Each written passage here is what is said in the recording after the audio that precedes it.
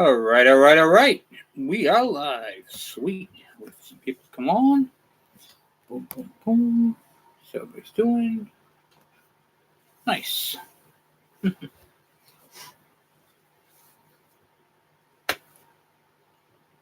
right. Cool, cool, cool. It's a soda. Hope everybody's doing good. We'll just wait for a few people to come on. Wow, guys, it is beautiful weather out right now. I got to get rid of all this. It's just way too hot with it. So, how's everybody doing? You guys good? Thank you for the thumbs up. Appreciate that.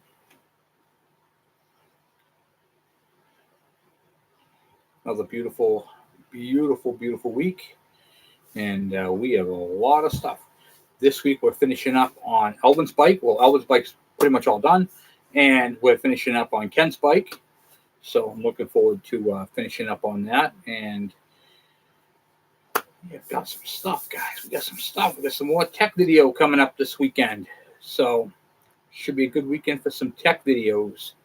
Right now, at the present moment, I'm only doing the videos on the weekend. I'm going to try to squeeze some out during the week.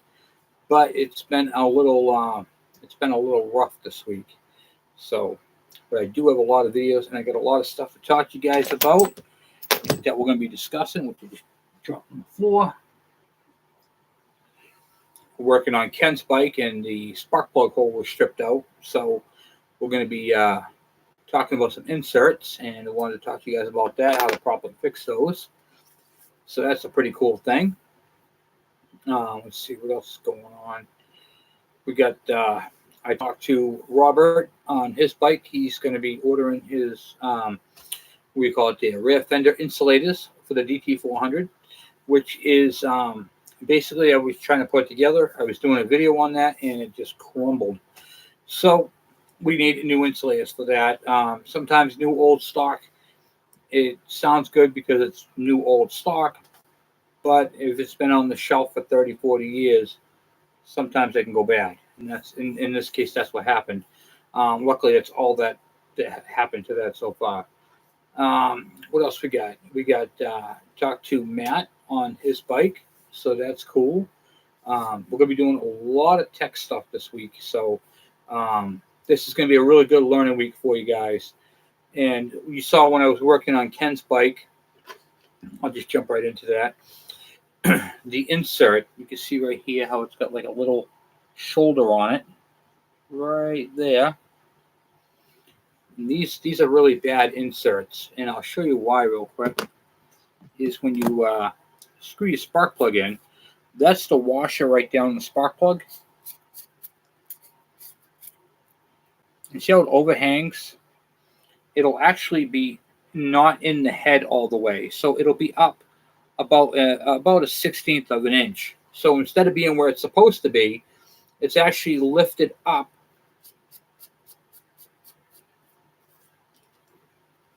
the amount of that shoulder right there. So these are really not good. These are he just picked them up, so it's not a big deal. But I don't ever use these style, and they come with a unique tap that's only for these threads. This thing I don't even think is metal. Sounds like plastic to me. So we're not going to be using that. The one that we are going to be using is this style right here. This one, you can see it not. See the knurled? How it's knurled up in the top corner here? It looks like a little knurling that you have on a socket. That right there, when this is threaded all the way in,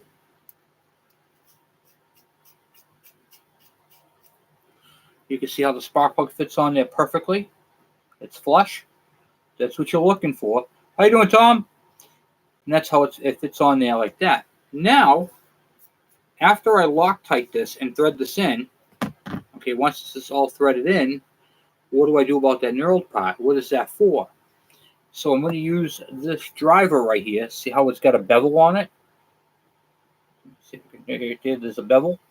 When I put this into where the knurled area is, and I'm going to give this a couple of sharp hits with a hammer, it's going to expand that knurled part, and it's actually going to stick into the walls and that spark plug ain't going anywhere. So this is the right way of doing it. And back on that washer right there, that washer is going to seat up against the head like a regular spark plug should.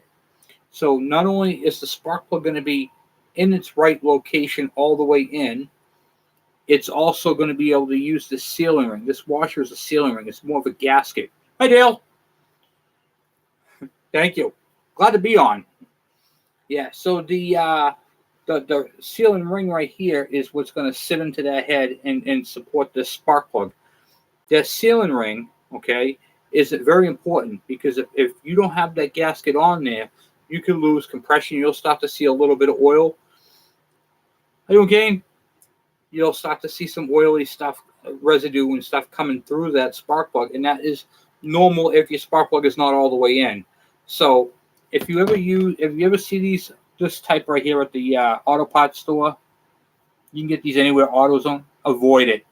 Okay, avoid it like the plague. It's not good for the 2-strokes. It might work fine on a 4-stroke, but you can't recess them in. So that was one of the things I wanted to talk to you guys about. If you watched on the last video, you would have seen how I had to tap that spark plug hole. That was one of the problems he had. He accidentally cross-threaded it, or whoever owned the bike before him cross-threaded that spark plug hole. I got it nice and straight, and took my time, oiled it, ran the tap in, backed it out, and then it worked out perfectly. So if you guys check that video out, you'll see how I did that. But I wanted to bring this up in the live chat tonight because I wasn't able to, what do you call it there? I wasn't able to show you that when I was doing it in the video because it was too light out, and I really don't know. How you again? I wasn't really sure if you could have seen that. So that's one of those big things whenever you're doing a spark plug hole, you want to use the proper things, and that's why we do this channel, to show you guys the proper way of doing things and what I find works and what doesn't work. So and also too, where this comes with a special tap, that means that if this came out, you have to get literally this exact same one. This is made by Helicoil, and Helicoil are all over. I mean, you can get Helicoil online. You can get Helicoil on Amazon, everywhere. You know, so literally everywhere you can get Helicoil. Any auto parts store, hardware stores, all carry them. This is one of those knockoff. You know, I don't, like I said, it feels like plastic to me. So, and by the texture of it, I can tell you right now, if this was threaded in, this is not going to have good ground. The spark is not going to be as good as a steel Helicoil. And that was the other thing. If this is plastic, I really don't, I can't bend it down. I don't know what it is, but you can see how it's all coated all the way around. Okay. If this right here was inside the cylinder head, if I use this one right here, if this was a resistor plug, it would create high resistance and burn out the plug. So it would not last. It would eat up plugs. Okay. Where the steel helicoils have a good ground, so that the what do you call it there, that the resistor in here has a great pathway to ground, and it won't cause it to blow out. So real important thing with spark plugs. I know you're probably like, oh, that seems so insignificant, but it really is significant, especially with these CDIs. High resistance can cause damage to CDI units, especially if you're trying to fix a bike and you're trying to get spark on a bike, and then you had a stripped out spark plug. You think you're doing the right thing. You put one of these in there, and the one with the flange, the flare on it, the bevel, if you will.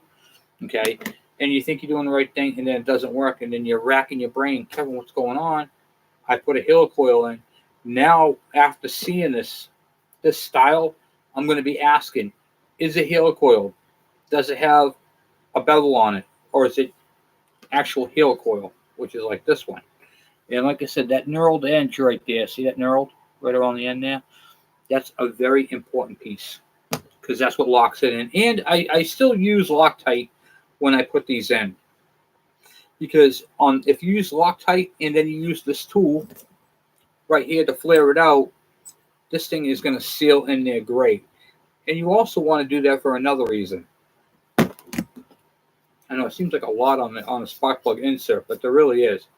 If you don't put thread lock around the outside here, okay, what will happen is if there's like any imperfections, some fuel and oils can get passed on the outside, not so much the inside. So the gasket won't be doing you any good.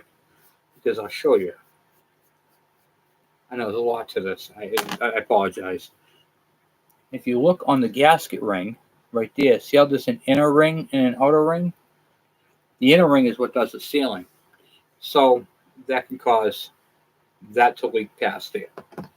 So hopefully, I know that was an earful on the spark plug inserts, but that right there was a little long-winded, and I really didn't want to do that in the video, so I can revert to the live chat video and say, hey, go check out my live chat. It explains that all in there. So I wanted to put that out for you guys, and it's a lot of tech right there. So we're going to be doing some experimental stuff. I picked up some. A lot of people have been asking me about, Kevin, what are you going to do about CDI ignitions? So I keep saying I'm going to be putting together a CDI unit, building my own CDI for a universal fit. And I am working on that. And one of the things that I'm using, can I put a new,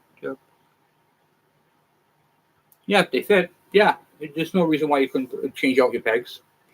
You absolutely could. You also want to make sure when you're changing your pegs that the angle of the pin is in the correct spot. Hey, Frank. The CDI units that I'm going to be implementing on other bikes is from a 2000-ish KDX 50 motor, and that KDX 50 motor it's for Kawasaki, is made by Suzuki for Kawasaki. So you can find it in a Suzuki DS50, a Junior 50, a LT 50, so it's a 50cc, but it will work on our bikes. The coil is actually the same coil used on the KE100 from 1996 to 2001. So if you want to get a look at what it looks like, you can look at the Andy bike build on my channel. The Andy bike build it has the regular seat. That's what the Andy bike build motor is. It's a 2004 KDX 50 put onto a KV75. It uses the same CDI idea as the KE100. It is different, mounting wise, but it's basically the same thing. The coil would work, and the pickup is basically the same. So the hard part is going to be mounting that into a KE100 stator, which is what I'm trying to get done. And will it work on a 3-magnet? I really don't know. That's the hang-up. So there's that system, and then there's the system from the an actual 3-magnet CDI unit that I discovered was on a TS 125 Suzuki. So that uses a pickup. I have a pickup, and I'm going to try to implement that system. I recently purchased a KE 175, smokes a lot. I'm running low ash oil. I've adjusted the oil pump and the marks. Any ideas? Yes. What I would do is low ash oil really is not going to do any high ash, low ash. These bikes, you want to use a good quality oil. I recommend Yamalube or the Kawasaki. For the Kawasaki oil, I actually showed in my last video. Use that right there. That's good for the oil pumps, okay, oil injection systems. And you want to make sure you're using a good quality oil. You can use synthetic, semi-synthetic, although it doesn't really matter on that. You want to use regular conventional oil in your transmission, not synthetic, but on the two-stroke, that. And then what I would recommend is pull the baffle out of your exhaust and clean it. Typically what happens is that right there gets plugged up, and it can happen just from the bike sitting. The oil soot that's on there becomes rock hard, and then it really kind of holds back your exhaust, causes it to heat up, and then it bellows out blue smoke like crazy. What you're going to want to do, like I said, clean it, repack it, and put it back in. Use a good quality oil. You have the Lucas. The Lucas brand is fabulous oil. I use that on my KE100. No issues. I love it. You don't want to be using marine oil. There are different oils. Those are for liquid-cooled bikes. On the bottle, you're looking for air-cooled oil injection systems. I did clean out the exhaust. Maybe need to run it more. Yep, you could do that. Or the other thing, too, if it still does it after you clean it, if you pull it out and you look in there with a flashlight and you see a lot of soot, take the whole exhaust off, put a propane torch on the one end, and just burn it out. Just clean it right out, because chances are it is just chock full of soot. On the sides of the inside of the exhaust is a mesh, and that mesh has packing in it. If that packing is so packed with oil, it will cause it to smoke even if you do clean out the thing. So then you have to do the torch trick. You need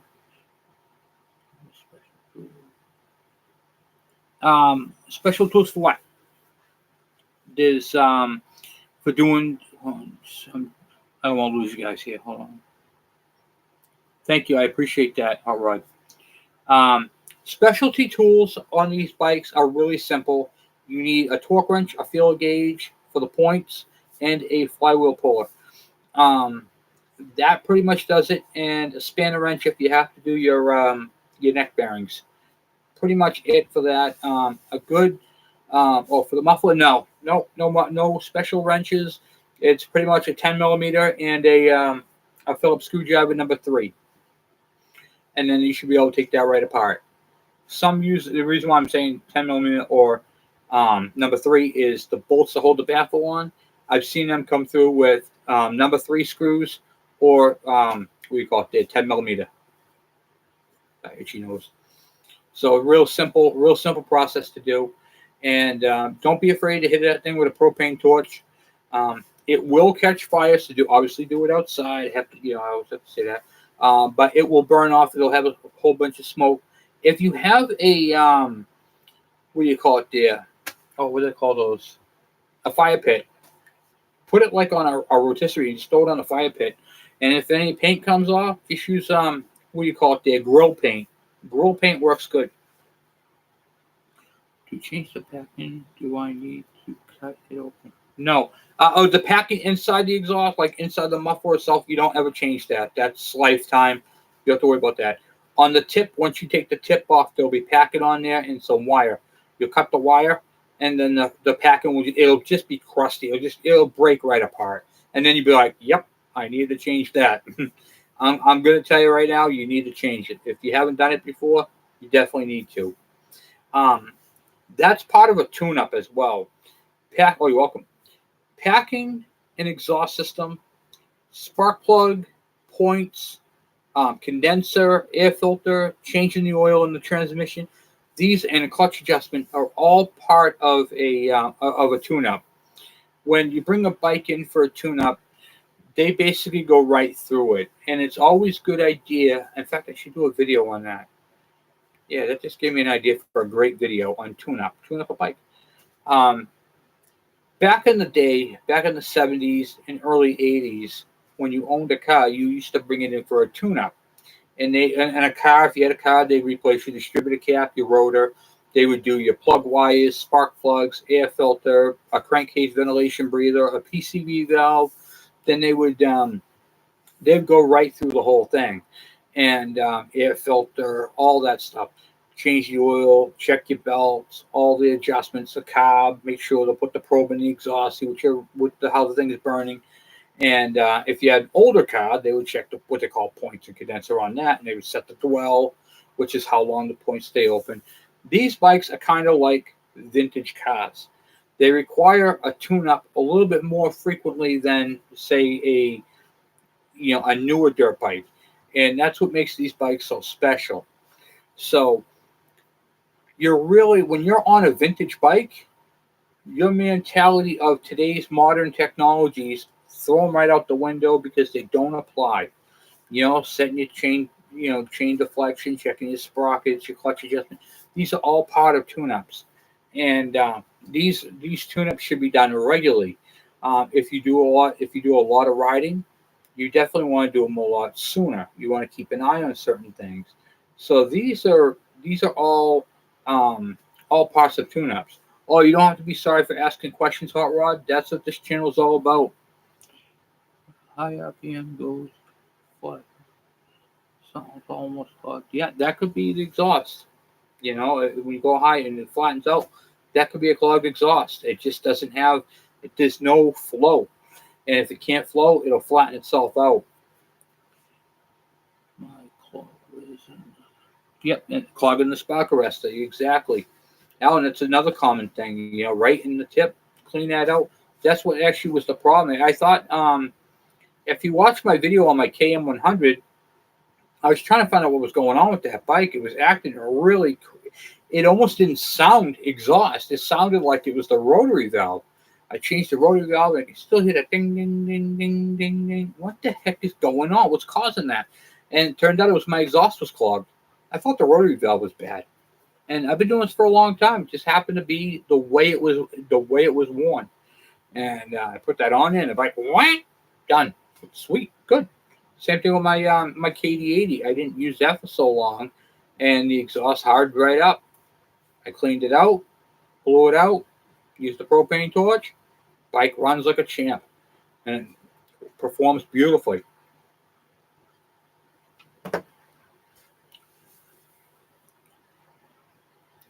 Honda CB360 engine on my 350 frame. I did. You do have to cut the frame, but I did it. And the ears, I had to widen out the ears. If you look at my CB350 video, I got my bike back after, what do you call it? A funny story about that. I called the other day to find out. I had to register. I can't find a title. I sold it with a bill of sale. I had the title. I still have the title, but I couldn't find the title then either. So I don't know where I did with the title. And it's not like me. I don't really lose stuff like that. Well, anyway, I got the bike up and running, as you guys saw in the videos, and I want to re-register it.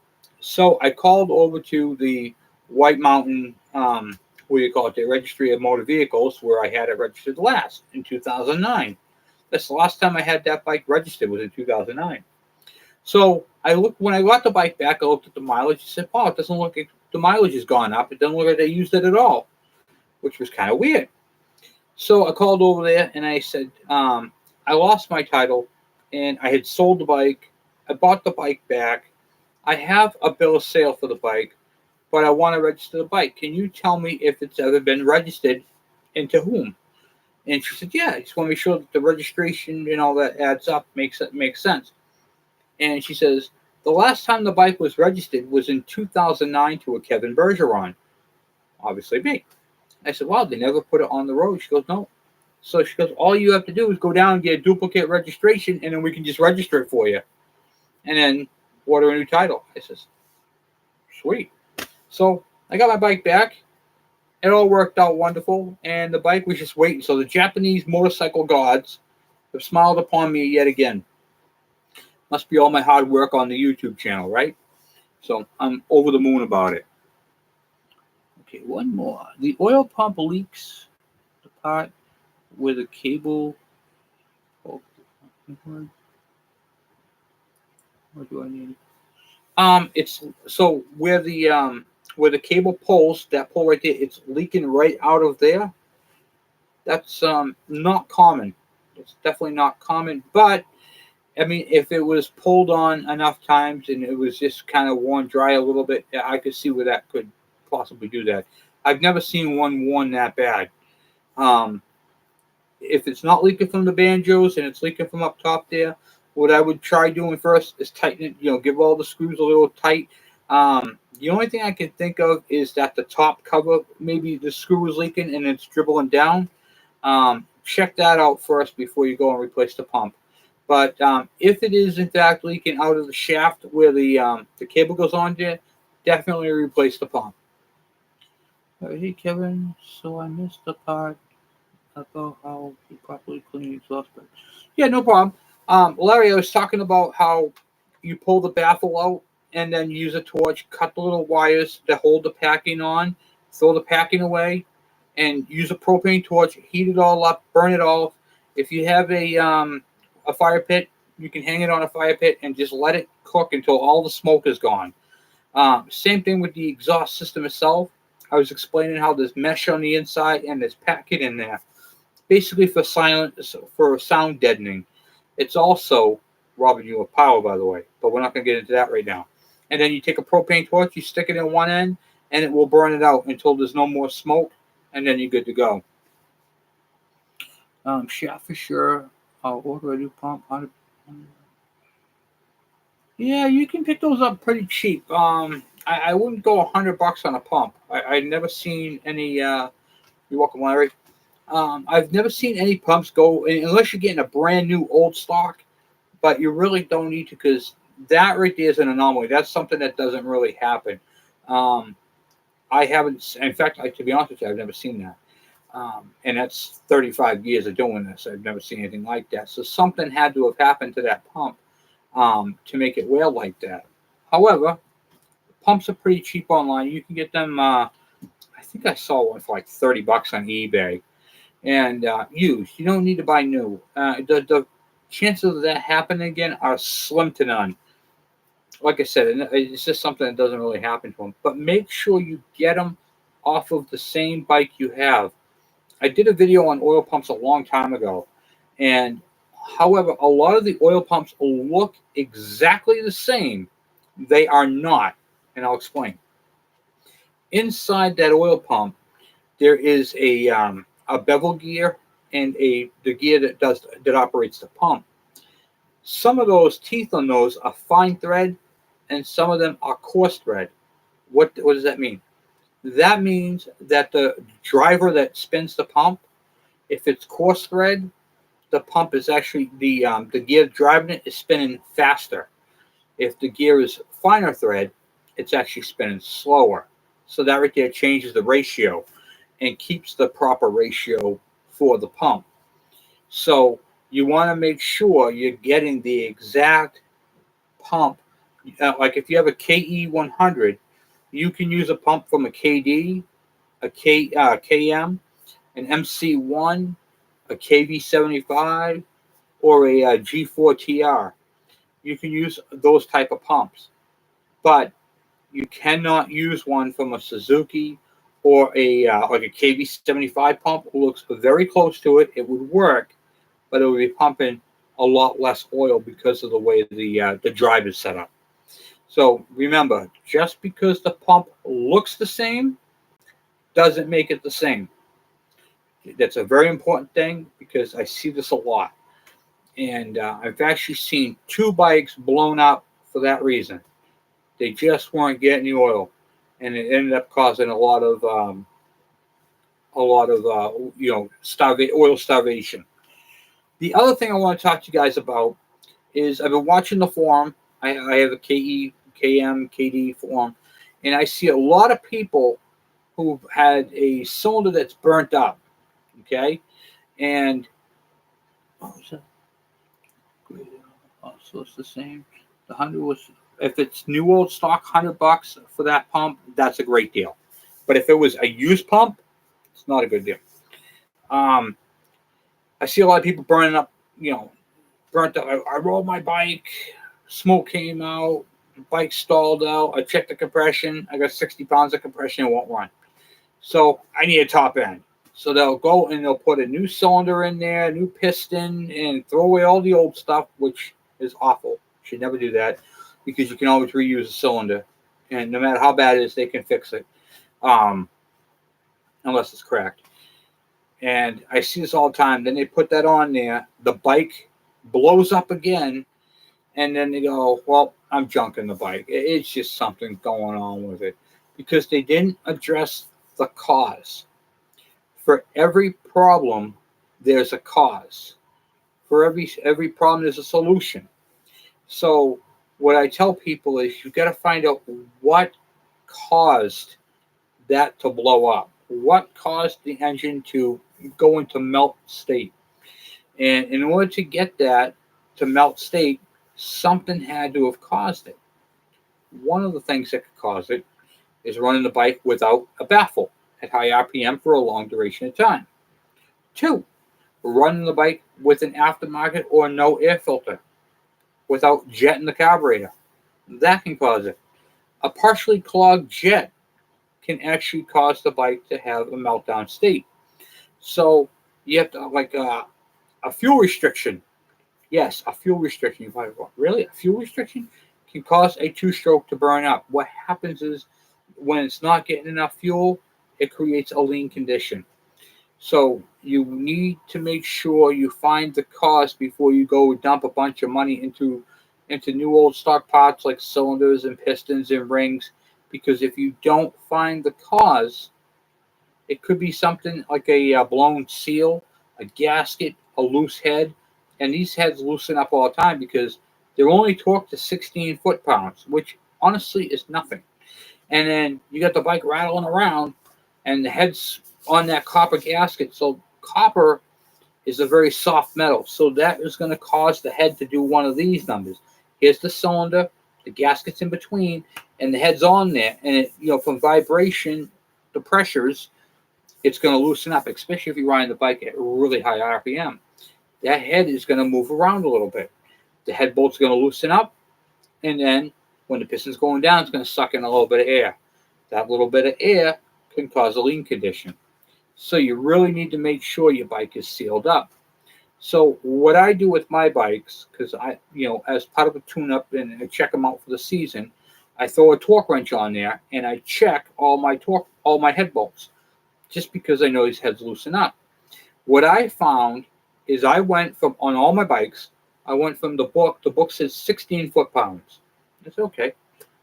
My head loosens up all the time. I'm going to bump it up because I looked at the studs, I look at the thickness, I look at the size. How you doing? And they can handle a 20 foot-pound torque. So, comfortably. So now I torque my cylinder head at 20 foot-pounds, and then I check it regularly, like I would if it was a 16 foot-pounds, and I honestly don't have to do it. I don't have to retorque them. So 20 foot-pounds I found was a better torque than the 16. Yep, crank seals, that's what I meant. Crank seals, gaskets. On some bikes, like that bike I did the, what do you call it there, that DS 125 there? No, not DS, what was that? TS 125, Dave's bike. I had to replace crank seals. The inner crank seal burnt out because of where they put it. They put it in a worst possible place, inside with a, whatchamacallit there, where the heat from the bearing is. It was in a really bad spot, but that's how they designed that Suzuki. So unfortunately, you're stuck with tearing down the whole crankcase and had to do the whole thing. Beeping. Oh, okay. How often do you tune up your 75?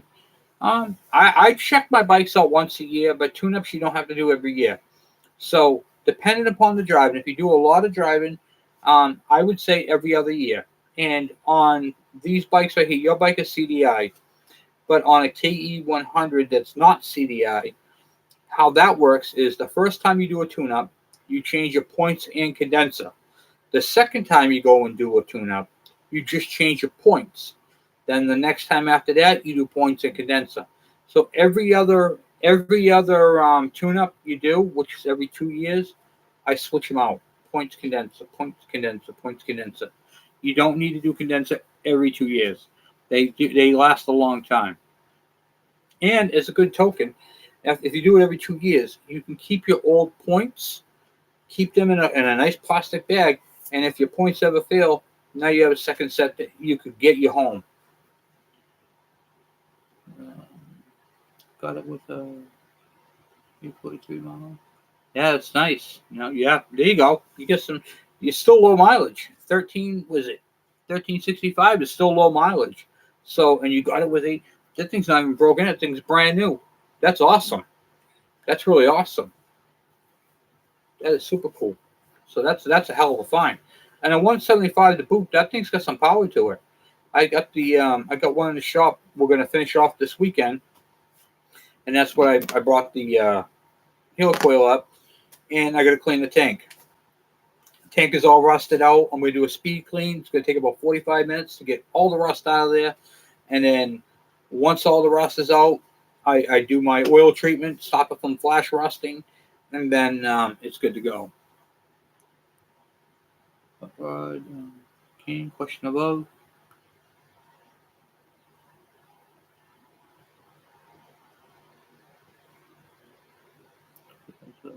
Yeah. Oh yeah. Good. So yeah, it's pretty. It's super cool that that they work out like that. You know, you get just the way the rust is. I use a muriatic acid. I forgot how you pronounce that word, but I use the acid. I'm gonna show you the proper way of doing that in the video. There is a little bit to it. I have a special tool that I made. In fact, I'm sure you guys have seen it. It's a special block off plate that I have personally made for doing these type of tanks. And the tank, when I get done with it, because that's why it ran like it did. He said it ran bad and needs carburetor cleaning. I think it just has some rust and stuff at the bottom of the tank due to the tank being rusted, bad fuel flow. But we're going to get that thing running. I bought a 2009 KLR 650 last week for $1,000 for the price. It's a seized engine. Ooh, that's a little bit of money for a seized engine. But if you can unseize it, you know, you're going to throw some, where you take the spark plug out, you can either use transmission fluid that works pretty good on that, like the ATF, the old stuff, or you can use some Marvel Mystery Oil. And you really got to find out why it seized. Did it seize because there was no oil in the crankcase? Or did it seize because it overheated? Or did it seize because it sat? Those are the three types of seizures. Boots. I have a 88. Oh, that's a nice bike. I replaced the oiler because I brought it bogged down. That helped, and what?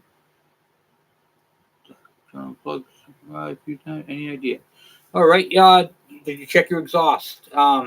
That's another thing that can happen too, as another sign of a clogged exhaust, is oil fouled spark plugs. So that is another common problem, and or a stuck ring. So a stuck ring will let oil pass by the piston, and you'll have low power. The rings probably move on some parts of it, you know, that'll give you enough compression to run. But I have seen it where the oil has ran through it, ran past the rings and followed out the plug.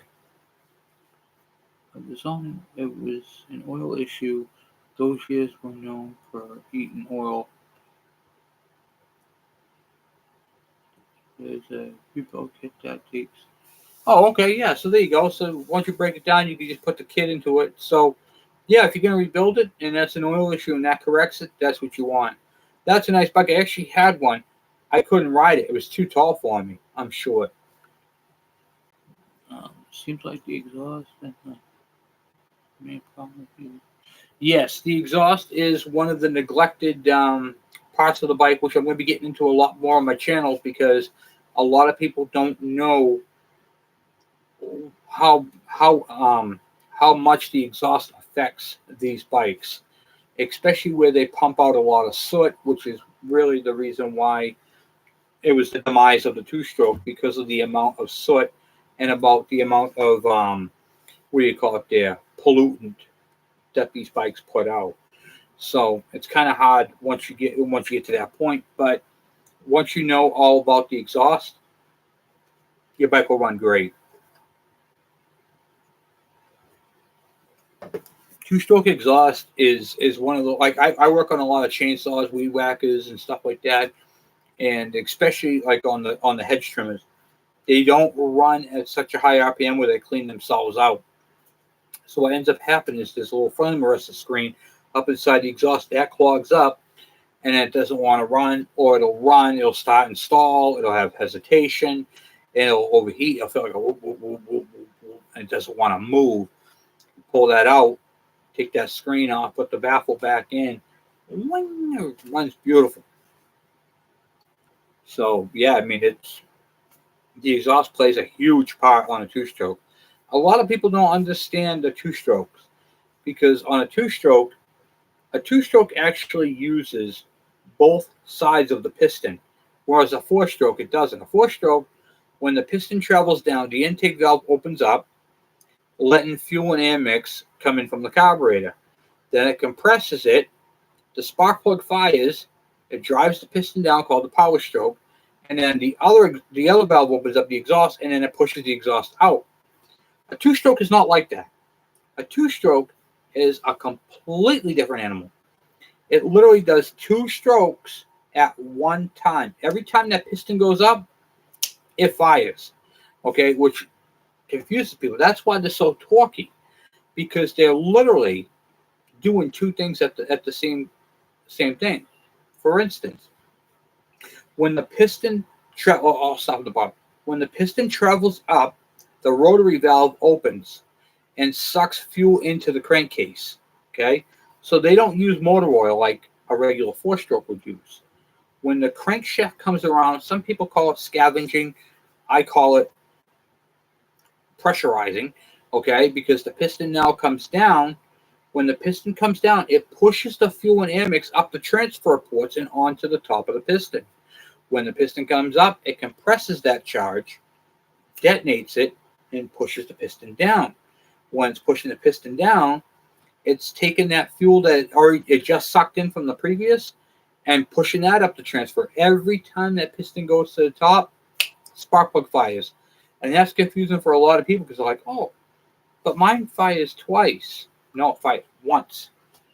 Doesn't have two firing strokes. That's one firing stroke. Every time the piston goes up to the top, it fires. Every single time. A four-stroke, believe it or not, actually fires twice. It fires on the at the top of the compression stroke. It fires there, and it actually, the spark plug does fire on the exhaust on certain bikes. And the reason for that is because of where the ignition is. Every time that rotation passes that magnet, it's going to fire. So you don't really see it, but it happens. So it's just how that is. But yeah, the two-stroke is a unique animal to the four-stroke. So every time, like I said, every time that piston goes up to the top, it ignites. And that's why these things have so much power. Because on a four-stroke, it has one power stroke, and then the crankshaft makes a full revolution before it's going to do that again. Not on a two-stroke. A two-stroke is every single time that piston comes out. It's like dribbling a basketball. Bang, bang, bang, bang, bang, bang, bang. That's what gives them so much power. I've been around two strokes for 25 years. That's the first oil injection system. Such a trip. Yeah, the oil injection system has been it's that's the first time I even heard that. The oil system on these bikes has been around since they started inventing the two strokes. I mean, when you see Mick, it's short from Makuni, and they have been literally using these for 100 years. I mean, they typically don't go like that. I have had one that won out on my yellow bike, and on the yellow bike, it didn't not oil, it over oiled. In fact, my oil tank went down overnight, so it was just leaking right past it. So your ports are the valves. Yeah, your piston is the valves. So what happens is when the piston's traveling up, it actually closes off the ports to make the compression. And once it gets to a certain point in the stroke, it literally closes off the exhaust and the intake and compresses it. There are no valves in a two-stroke, except for the rotary valve, or if you have a reed valve. That's what allows the fuel in. When the valve closes, it pressurizes and allows the fuel to go up the transfer ports and onto the top, which is a funny thing you mentioned, that is where the power is made, is in the transfer ports. Not so much like you hear a lot of people, oh, I need to board this thing out. No, what you need to do is you need to open up your transfer ports, and you need to take those sides. You need to smooth them, and you need to make a more smoother hemispheric into the cylinder, because what happens is if the fuel's traveling up the transfer ports and it has to make a sharp turn, you lose power. If the fuel can come up and get onto the what do you call it there, onto the top of the piston smoothly with less resistance, you're going to make more power. It's not on a two-stroke. It's not so much the diameter of the piston as it is the functionality of the transfer ports. And that is what I'm going to be showing you guys on Brian's bike. Also, on my KE, every time I change my air filter, it rips the foam seal. Yeah, so what you can do with that, good. That's a good one. What you can use is grease. Put some grease on that foam. It'll slide right in, and it will seal it. And then you can take it back out. Kevin, do you have a plan on fixing the... Yes, I am going to fix the 75 Elsinore. I have to get these bikes gone first that are people's bikes that I have in the shop.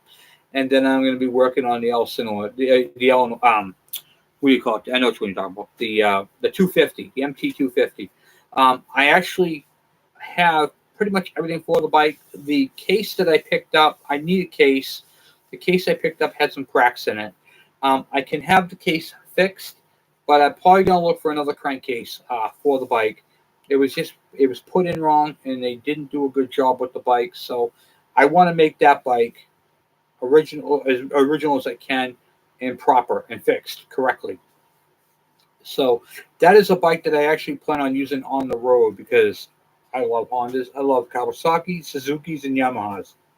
Excuse me. So I'm looking forward to doing that bike. That's going to be a full build, Frank. That is the cylinder is going to be ported. It's going to have a little bit more power than it originally had, and of course I have to do some trick tuning to that. I like using factory carburetors, and I like on those type of bikes where I can get more than factory power using factory parts and pieces. I'm going to show you guys some stuff on that bike that's going to allow me to get more power out of that bike. And when you see where I'm going to get the parts from, you'll be like, oh, I didn't know you could do that. And you're going to like it. But yeah, that bike is a great bike. I can't wait. I'm very fortunate to have it. It's got it's basically complete, and that was a free bike. That was a donation from Ghost Junk Removal. Ghost Junk Removal picked that up and had all the paperwork, everything with it. So they were junking the bike. I brought it over to you because I know you do these things. If you want it, it's more than welcome to it, and absolutely. And for what it needs, I can't complain. I'm going to be into that bike for some short money. So that's one of those nice finds. Those are the finds that you like, wow, I can't believe I got this. And it's not something you're going to want to cut up and scrap or anything like that. So it's got a lot of potential. With gas prices, I'm parking my...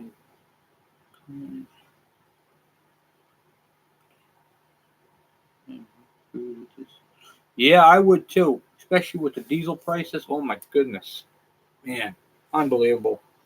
Unbelievable. Yeah, I would do the same thing. I used to have I drive an 86 Ford F-150 with a 351 Windsor high output factory 4-barrel, and I put some heavy spring in that secondary so it does not come on. So I'm driving around like a 2-barrel.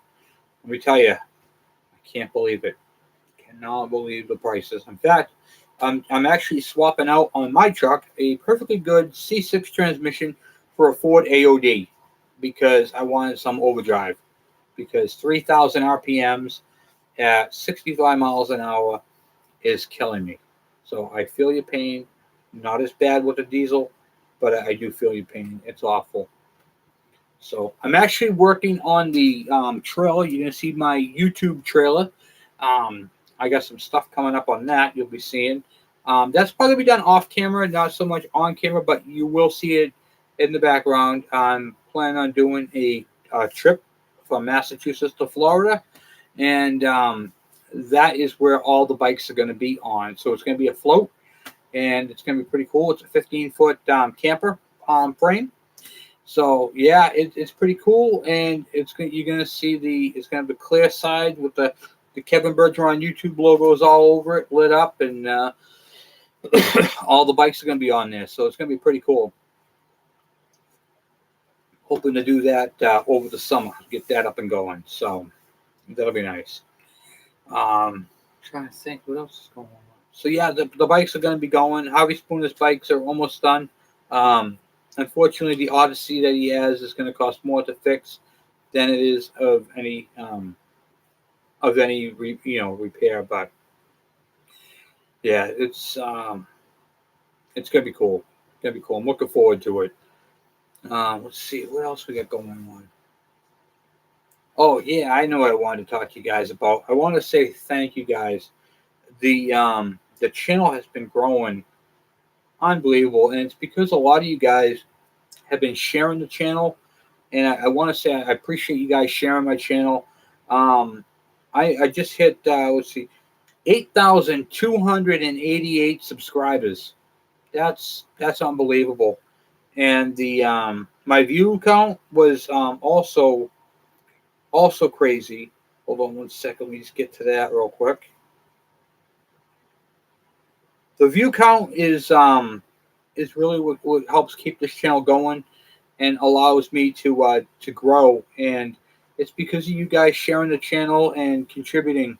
So I want to say thank you for that. And what do you call it there? Whoever's been sending the anonymous donations to the channel, thank you. Someone set up an anonymous account and sent some greenage over through the to help out on the PayPal. I want to say thank you for that. I really appreciate that. That was awesome.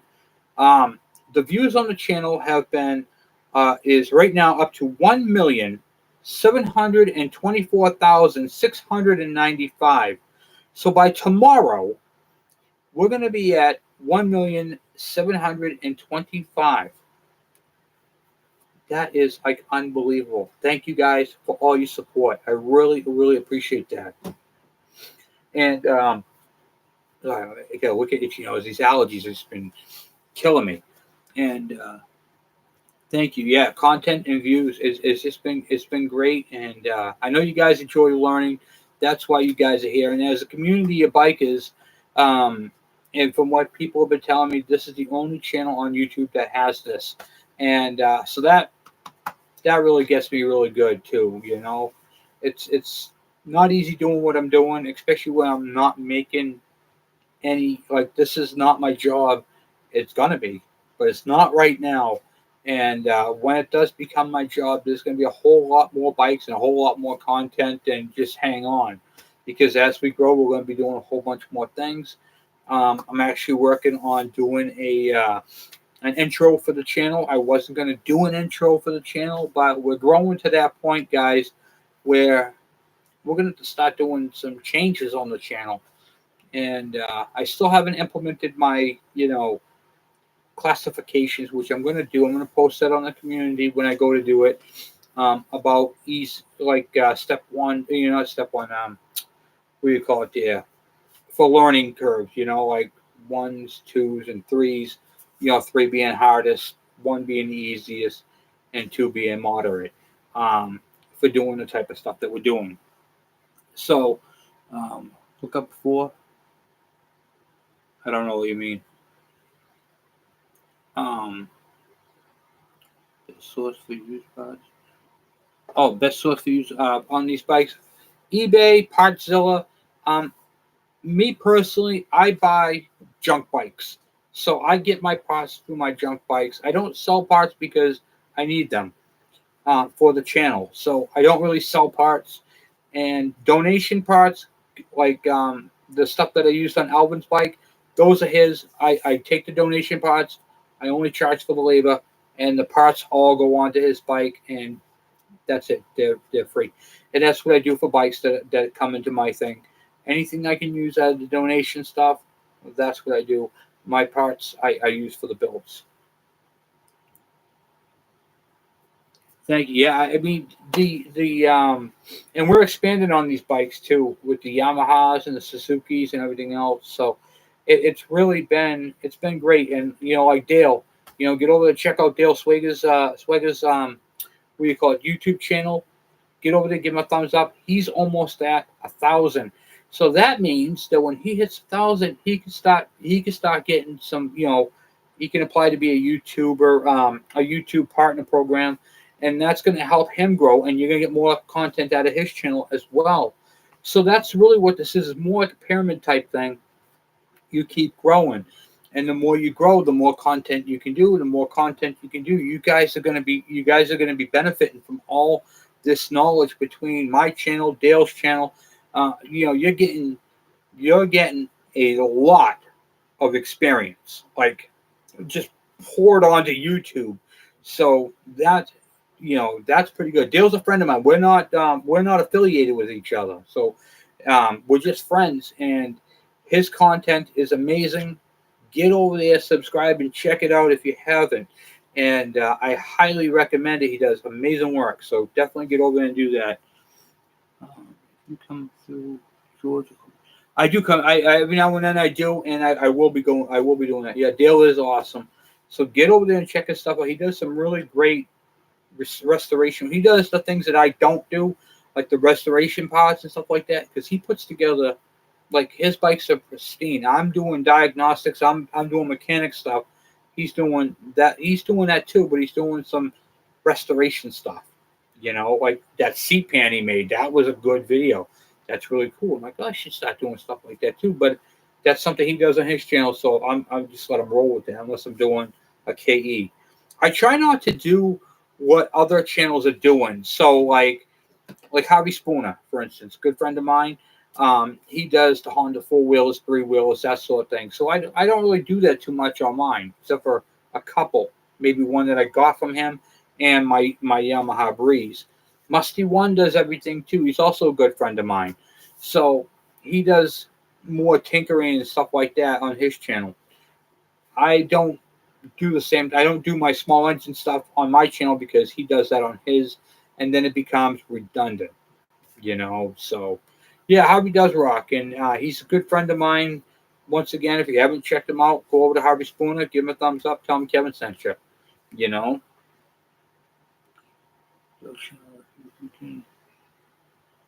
I could do that. Yeah, actually, I'm not good with spelling of last name, so I'm just gonna put that right in the comment for you real quick. And let me just pull his up. Call it there. I got him right here. I'm gonna go on my notifications. Here we go. All right. I'm gonna put it right in here first, boy.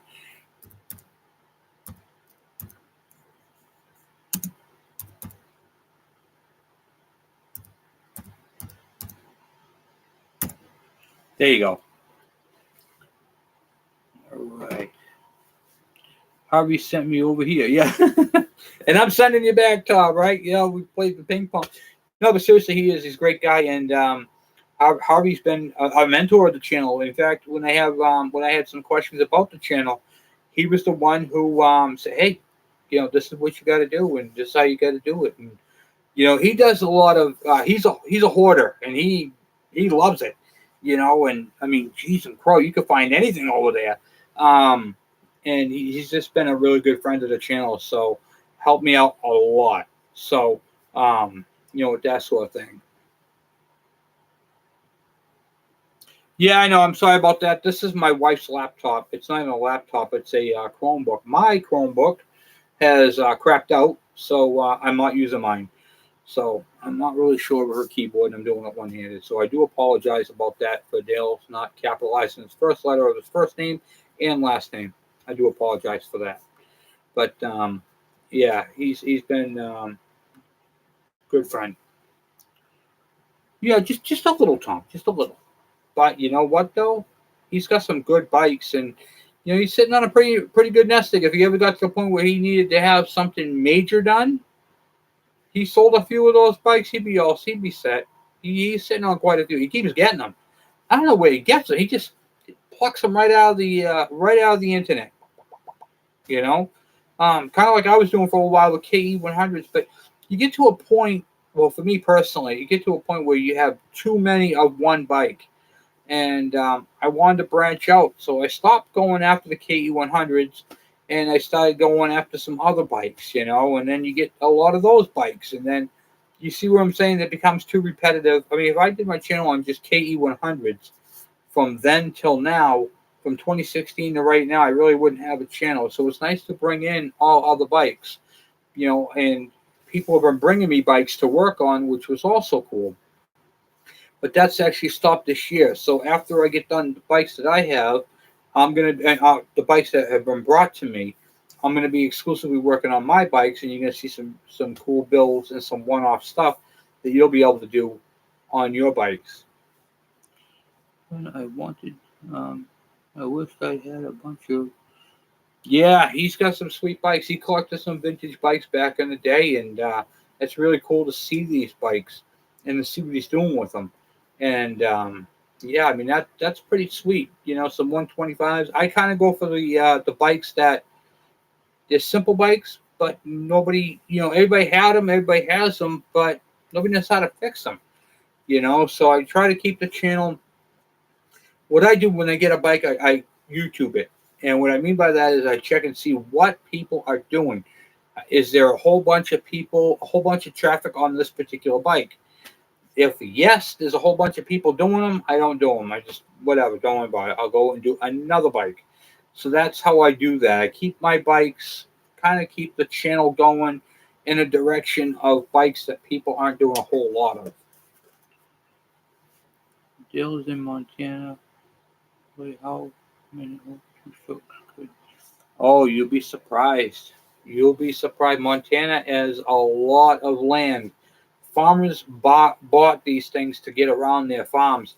And I'll tell you, the two-stroke bikes back in the day, you could write those off. So there are, believe it or not, there are a bazillion, if you can even believe that number, or a gazillion two-strokes out there. I mean, they are literally everywhere. And they're Frank, they're where you don't think they are. That's the part that I'm like here in Massachusetts, which is, I'm not going to get into that. But in Massachusetts, where it's all mostly city, I have gotten some crazy bikes out of Boston. And honestly, there's no place to ride these bikes in Boston. It's just a terrible area, So,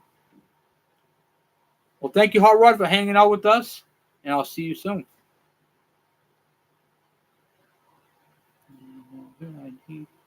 Videos on it.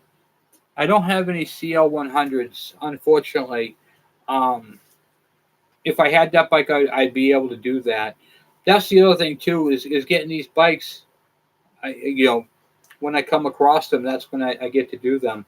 So I always do a first look and then go from there.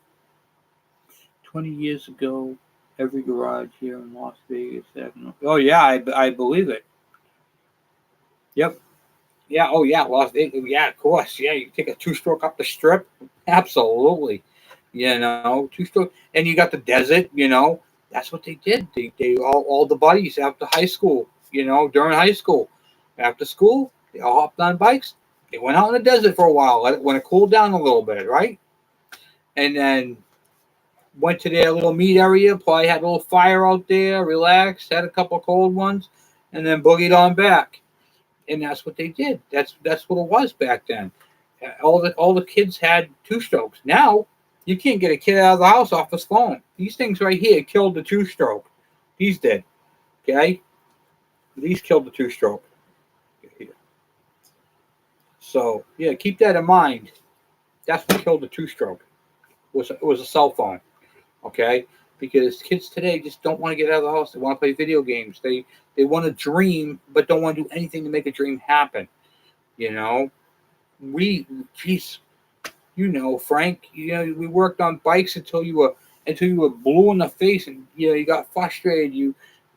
We didn't have the internet back then. We sourced parts through scrap yards and want ads and that sort of thing, and stores, pot stores, and could you call and see if anybody else has one? And we fought the fight. Now we don't have to do that. Now we have the internet. Oh, I broke this pot. That's right there. Yeah. Bought. Done. Just wait for it to come in. We didn't have that option back then, so a lot of bikes got trashed and crashed and thrown out. Yeah, we did learn the hard way. We absolutely learned the hard way. And I mean, but that's what made us the way we are today. You know, we're Say hi. come on, what's that? Here's my son Andrew from the Andy 515 channel, right? Gaming channel. Say hi. You just hit that guy in the head. Oh, Hi. you just hit one of my subscribers in the head with your cranium. All right, good. Take Bear out there with you. Bear. So yeah, I mean that's what we did back in the day. You know, we learned the hard way. Show Bear. And I can't on this one. We did it the hard way. We resourced parts. We went on trails. We found junk bikes. And what did we do with those junk bikes when we found them? We wheeled them back to the house and got them up and running. That's what we did. You know, a buddy broke down. We spent as much time with them as we could trying to get their bikes up and going. It was the love for the motorcycle, the love for the bike, the two-stroke. Now, not so much. You know, now everything is throwaway. And now you got to be careful now because people are 3D printing plastic parts and selling them off as new old stock, you know? Or they'll take something, they'll show you a picture of a brand new one, you go buy it, and then you get some used thing in the mail. Like, what the heck is this? Oh, I was just showing what it looked like. There, out there. Come on, go. But, I mean, that's what we had, you know? These are some of the things you have to look out for. Can you please call Bear? So, I mean, these are what we had to. This is the new stuff that we have to deal with. Scams, you know. I sold a carburetor one time on eBay, and they filed a thing against me and sent me back a junk carburetor, and it wasn't the carburetor I sent them. And eBay sided with them, like it's not the carburetor I sent them. So I'm not refunding the money. You know, they send me back the carburetor, they'll refund the money. You know, and I fought with eBay on it, and they're like, "Well, that's our decision." Well, then you're not getting the money. You know, and I just closed out the account before they took anything out of it. You know, you gotta change your what do you call it, your system. It's flawed. So that's the type of things that we're dealing with now, dishonesty and all that type of stuff. And now I don't sell parts, so I stopped selling parts. I'm done with selling parts. I just hoard parts, and then as I need them, I build bikes with them. But you know, there's so much dishonesty out there. It's not even funny, you know. So you guys got to be careful for any of that. But you know, I mean, it is what it is. We roll with the punches and we duck and roll, you know. But I'll tell you, back on these vintage bikes, if you guys are my front people because I can't go out and buy all these bikes. You know, Dale's in Montana. I can't go to Montana and buy bikes. I can't go to Florida and buy bikes. I can't go to California and buy bikes. But you guys can, and you guys can buy the bikes. I can teach you how to fix them, and then we save a bunch of bikes from scrap. You know, and it's like that's a win-win for me. Once again, I didn't know how much this channel was going to take off. As I keep saying, I can't fathom what it's already come. I can't wait to see where it's going to go. You know, so. We got some stuff. I got my KE 102 build. I got the parts back from that. You know, the sprocket made, and some of the stuff. You know, if you want it, you have to spend the money to do it. You know, and that's what it is. You know, I mean, that sprocket to have it made wasn't cheap. I had to have it machined, and I had to have it TIG welded, and then once it was all welded and TIGged, and you know, not TIG but machined. Now I got a brand new part. It's going to work beautiful on my bike, and I'm over the moon about it. And I can't wait to put the bike together, to be honest with you. So, but in order to do all these, in order to do my bikes, I got to get rid of these bikes first. So, and I got modifications like crazy coming up. I got some sweet modifications that I'm going to show you. And I'm going to be showing you guys how to build a bike on a budget, which is like a performance bike on a budget. And what you have to do, and we're going to use, I'm going to do it two ways. I'm going to use professional parts, like professional tools, and I'm going to use Harbor Freight stuff that you can get right off the shelf and do. I'm also going to teach you the proper way of, remember I was talking about the transfer ports earlier. I'm going to teach you the proper way of porting a cylinder to get more power out of it. And I'll be doing a video on porting versus boring, because there is a lot, like when you bore a cylinder, you actually make the bore bigger, but you make the walls smaller. There is ways to get more power out without doing that. So you don't want to bore a cylinder until you have to bore a cylinder. So by not boring out the cylinder in the first place, that's giving you later on, you've got meat to do that with. So that cylinder is going to last you a lot longer. If you poured it before you bore it, then now your cylinder is going to last you twice as long. And then later on, when if it does blow up, you can say, yeah, you know what, I'm just going to bore it out. And then have a re-nickel solid, put an oversized piston in it, and then you're good to go again for however long. But cause of a problem, you can't just fix like you can't just, if your cylinder's burnt up, you can't just slap a new piston in, a new cylinder, and say, okay, my bike is perfect again. It doesn't work that way. You have to find the cause. And that's where everything is. It's always in the cause. For every problem, there's a cause. What happened? You know, and then you think back. Like, I always try to reenact my scenarios. I'll tell you a quick thing about my car I had. I had a Mazda 5. There's a video on YouTube on it. And I was coming back from Maine, and I had overfilled my fuel tank. I filled it up until it went click, and then I grabbed hold of it and squeezed in some more fuel, and I filled up the filler neck. I got about 2 miles down the road, check engine light came on. I knew what I had done, because on fuel injection cars, you're not supposed to overfill them. I did. And what that does is it ruins the sensor in the charcoal canister. Well, I replaced the sensor. I did that on the YouTube channel and fixed it. That stupid mistake cost me $55. Okay? So that is a big thing, you know. I'll need to thank you. Thank you. Thumbs up. Please thumbs up the videos as you're watching them, because it helps move us higher in the algorithms. And share the channel. That's a big thing. That really helps. That really helps. Any type of support you can offer the channel, that's a big support. What do you call it there? Once again, I'm not doing any Patreon on the channel. I refuse to do any of that. Any donations, if you feel you want to do a financial donation, feel free to do that. You can PM me. You can ask me however you want to do it, and I can tell you how to go about doing that. But I feel that if I did a Patreon, then I'm excluding half of my audience, and I just don't want to do that. It's not worth it to me. So as we grow, we're going to be getting more into things, and I'll be putting more stuff on there, how you can help and support the channel. So we are growing, and we are growing bigger than I had thought. I never expected to get 8,000 subscribers, and I've been doing this since 2016, and it's been crazy. So I can't imagine how much this channel, like how fast this channel has grown. It's been crazy. I got let's see here. When I hit the 8,000 mark, that really showed me that this channel is going far, and it happens quick. Like I'm already at, 8,2288, and 8,288, and before you know it, we're gonna be at 9K, and that's awesome. So the channel's growing, we're growing, and we're gonna be doing a whole bunch of stuff. I have a lot of stuff going on at the present moment, so the videos are gonna be. Sounds good, Boots. Thank you.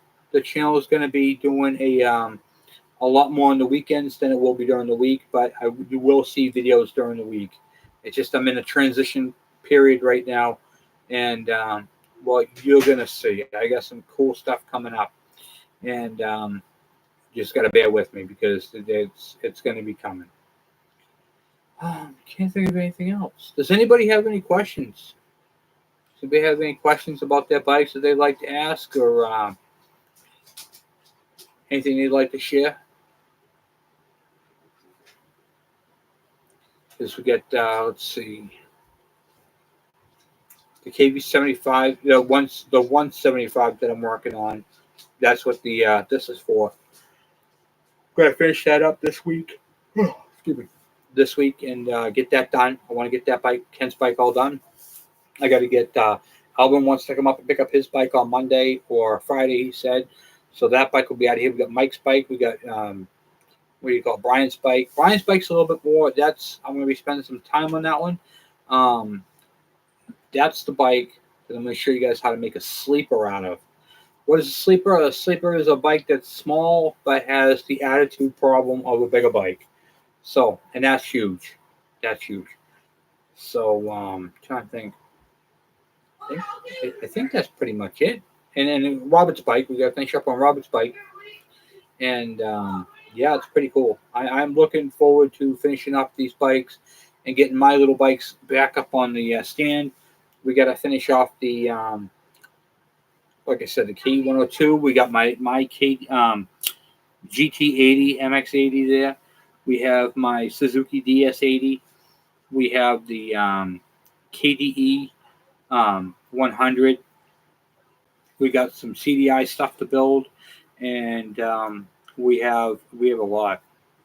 Hey, how you doing, Brian? Just talking about your bike. Yeah, we're gonna I was just telling them that we're gonna be doing some of your bike this week coming up, and yeah, we got some cool stuff on that. So I was just talking about how we're making your bike into a sleeper, so you'll be seeing videos on that. We got some stuff going on, but we're gonna be squeezing some of that stuff out.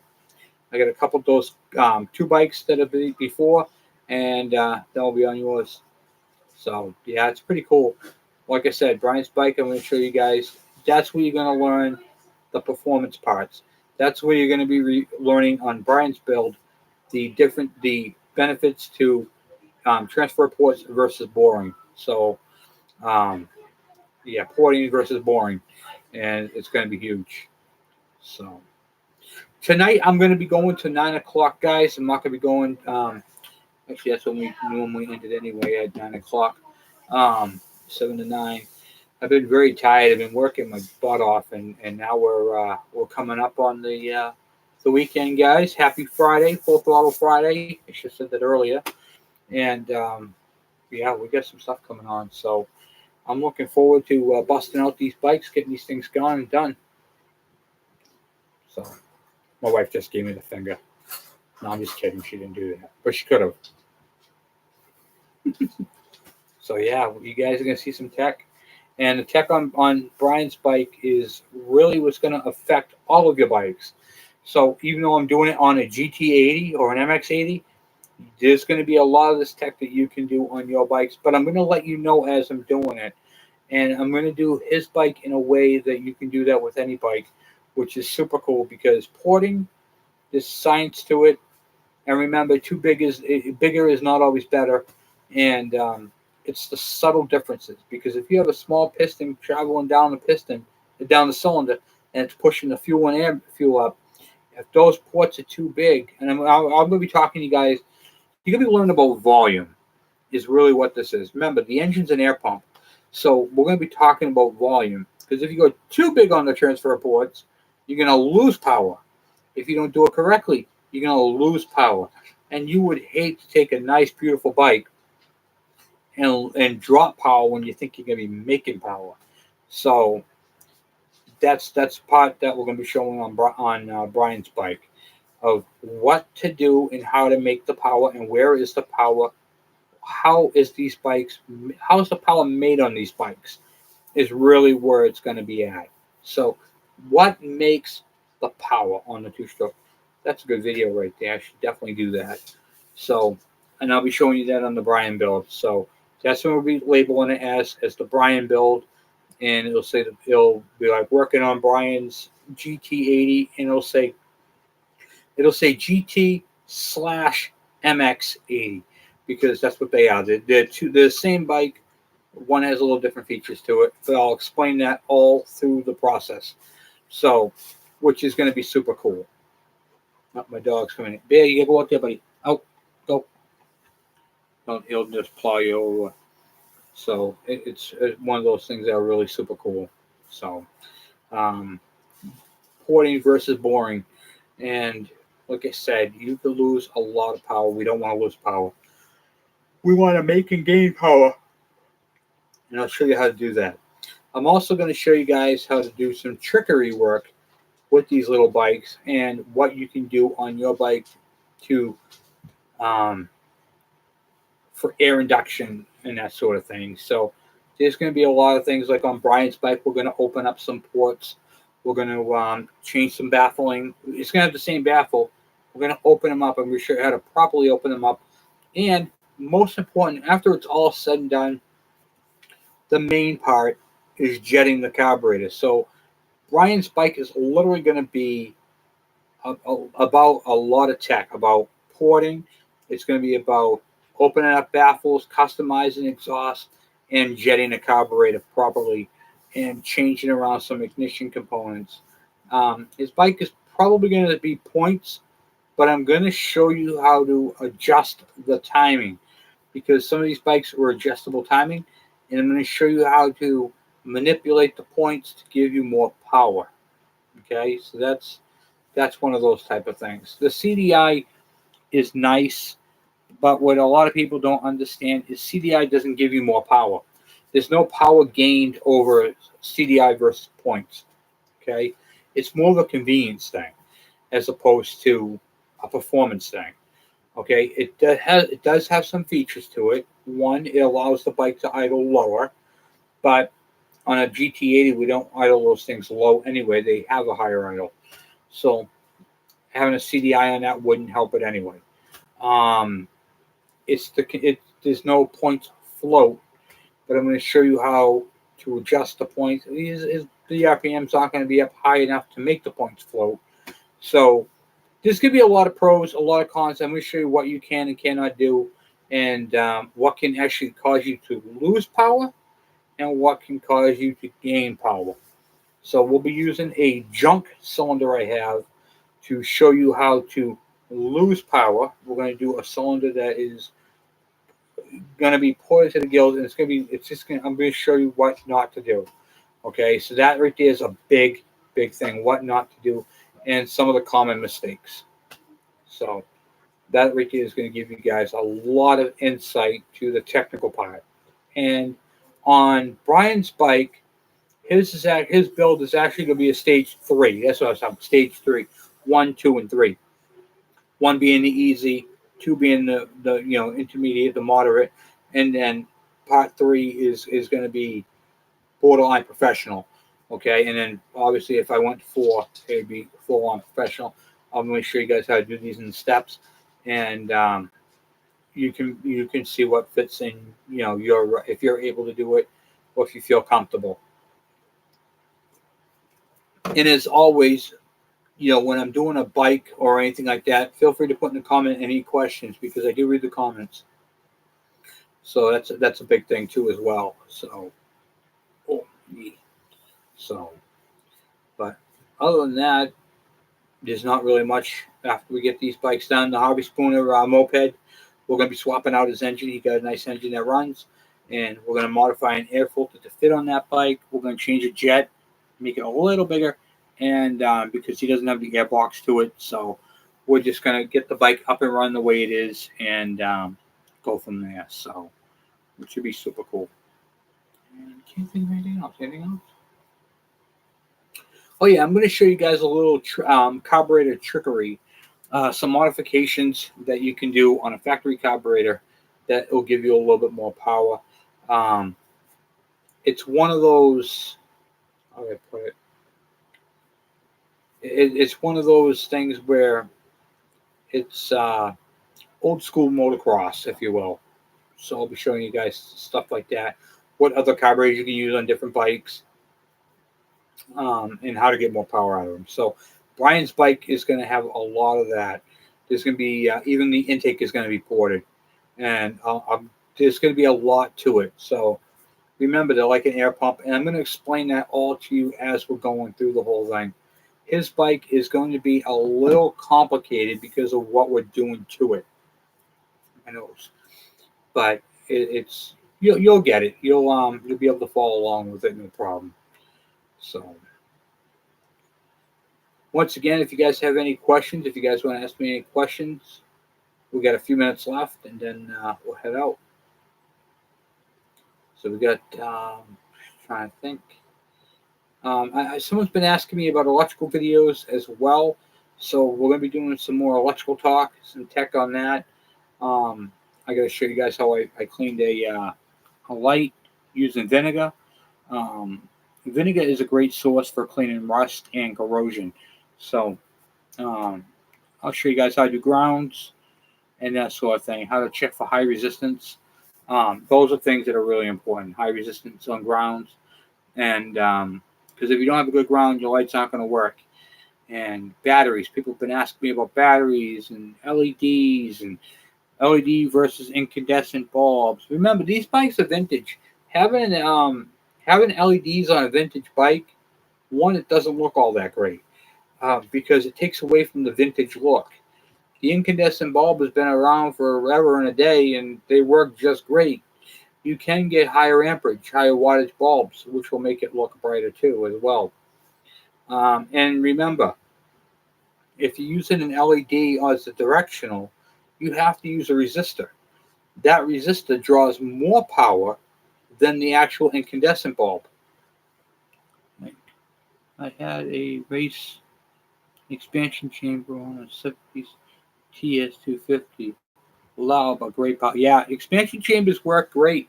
Unfortunately, it's not really available for a lot of these little bikes. They are just kind of, you're stuck with what they got. So we have to work with what we have. What about floor cleaner? Yeah, there you go, Dom. There you go. Yep. Funny. So here's a quick story for you that you guys will like. My best friend Dominic and we lived up in the White Mountains. He had the downstairs, I had the upstairs, and I had my 350, and I gave him a 350. I said, "We can get this thing running. You can have it." So he says, "Okay." So he worked at this little gas station and took home some cleaning products, little plastic, blister packs of cleaner. One had floor cleaner, one had what do you call it there? Floor cleaner, window cleaner, and some other cleaner. There's like 3 different cleaners, and he made a concoction. And he took the carburetors. They were really, really bad. He took the 2 carburetors and stuck them in the solution. Let them sit. Guys, the water, the cleaner, you couldn't see the carburetors. It was black. All the crap came off the car, literally all the car. It was just a concoction he made. You don't even know what he put in it. He just dumped everything into it, put it in water, and that was it. Walked away. We came back later on. Water's black. I mean, just as black as my cell phone. Then, all of a sudden, the water's clear again. It's the blue color from all the cleaners. It was blue. It looked like windshield washer fluid. All the crap had settled to the bottom. We took him out, washed off the carburetors, threw him on his 350. That bike fired right up. We were just laughing. It was just one of those crazy things. And like, man, we should have got a whole bunch more of that. And it just worked out so funny. It happened that way. So, yeah, it was awesome. It was awesome. That was a good one, Dom. That was a good one. Those were some of the good times. Dominic and I did some crazy stuff with motors and bikes and stuff like that. So he helped me build a couple of my trucks. We took a 6-cylinder 300 out and put a V8 diesel in it, a 6.9. We made the truck from 2-wheel drive to 4-wheel drive. We had built some serious stuff.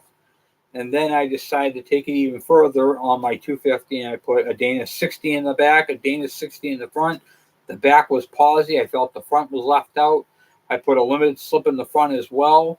When you put that thing in 4-wheel drive, it was a bulldozer. It just went straight. You didn't turn. I mean, you could turn with it, but it was it cornered worse than a semi. It was awful. But I loved that truck. It was awesome. So yeah, we had some good times. Yep, Junkyard Wars. There you go. Yeah, we used to do that all the time. We built some serious shit. Excuse the French. And yeah, we had a lot of fun doing it. Yeah, Dominic almost blew himself up. He had a Bronco filled right up to the intake with gas. It was just something was going on over there. We had some fun. We built some stuff. So, yeah, those were the good old days, Tom. So, yep, those were the good old days. Well, anyway, guys, I am heading out. It is 9 o'clock. I want to say thank you all for watching. Thank you for contributing. Dominic, thank you for chiming in and bringing up that again. That was awesome. And once again, guys, just hang out, and we'll be doing some more videos and more tech. So, and if you guys have any questions, adios, Brian. And if you guys have any questions on anything that I'm working on, feel free to ask the questions. Okay? So you guys have a good night, and I will talk to you guys later. I'm out.